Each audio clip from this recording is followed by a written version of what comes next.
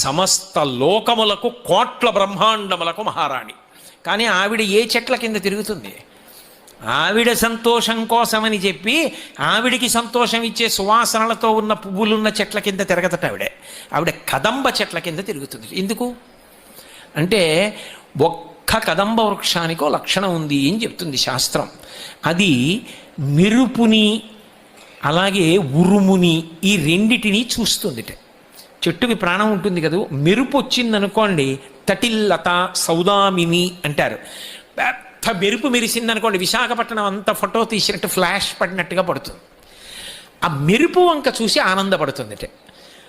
అలాగే ఉరుము, వర్షం వచ్చే ముందు మేఘం ఉరుముతుంది, ఆ ఉరుము ఉరిమిందనుకోండి చూస్తుందిట.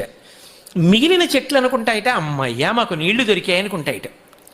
కదంబం అనుకుంటుందిట అమ్మయ్యా లోకంలో ప్రాణులన్నిటికీ